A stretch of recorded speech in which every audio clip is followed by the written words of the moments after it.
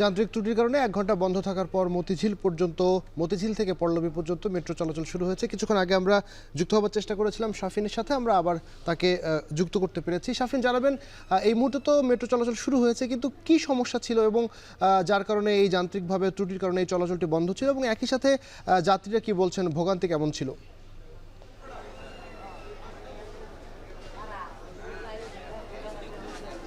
আবির, প্রায় ১ ঘন্টা বন্ধ থাকার পরে ১০ থেকে ১৫ মিনিট আগে মেট্রো চলাচল শুরু হলেও সেটি পল্লবী স্টেশন পর্যন্ত চলছে মতিঝিল থেকে। অর্থাৎ পল্লবীর পরে যেই ৩টি স্টেশন রয়েছে, উত্তর, মধ্য এবং দক্ষিণ, এই স্টেশনগুলোতে মেট্রো এখনও যাচ্ছে না। অর্থাৎ সেখানে যান্ত্রিক ত্রুটি এখনও কিছুটা রয়ে গেছে বলে মেট্রো কর্তৃপক্ষ আমাদেরকে জানাচ্ছিলেন। ঠিক কী কারণে এতক্ষণ ট্রেন চলাচল বন্ধ ছিল সেটি তারা নিশ্চিত করতে পারেনি। তারা বলছে যে এটি সময় সাপেক্ষ, এই যান্ত্রিক ত্রুটির বিষয়টি আরও নিশ্চিত হবার পরে সেটি সমাধান করার পরে আসলে আমাদেরকে জানানো হবে, এমনটি তারা বলছিলেন।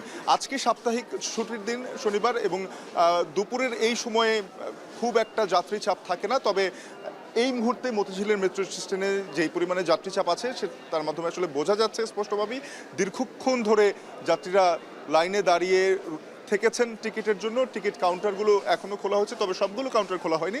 আমরা এখনও বেশ কিছু কাউন্টার দেখেছি বন্ধ আছে।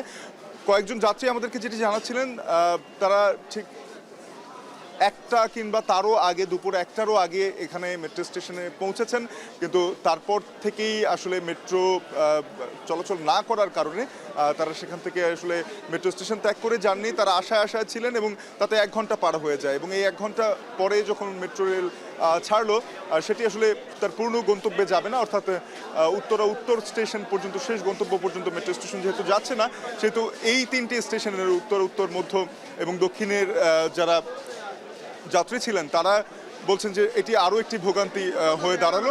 তবে মেট্রো কর্তৃপক্ষ বলছে যে সেই স্টেশনগুলোতেও যান্ত্রিক ত্রুটি অনুসন্ধান চলছে, এবং সেটি সম্পন্ন হলে সেগুলো সমাধানের মাধ্যমে মেট্রো স্টেশনের পুরো লাইনটি সচল করা হবে। যাত্রীদের সাথে আমরা কথা বলছিলাম, তারা বলছেন যে দীর্ঘ সময় আসলে এভাবে দাঁড়িয়ে থাকাটা যেমন কষ্টকর, তেমনি তারা যেহেতু পূর্ণ গন্তব্যে যেতে পারছেন না, এটি একটি ভোগান্তি তৈরি করেছে নিশ্চিতভাবেই।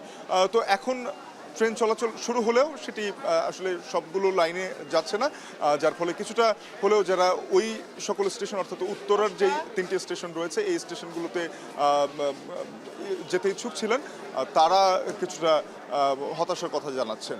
তো আবির, এই ছিল আমার কাছে। যান্ত্রিক ত্রুটির কারণে ১ ঘন্টা বন্ধ থাকবার পরে ফের মেট্রো চলাচল শুরু হয়েছে, যদিও একেবারে পুরোপুরি সমস্যার সমাধান হয়নি, সেই খবর জানাচ্ছিলেন সহকর্মী শাফিন আহমেদ।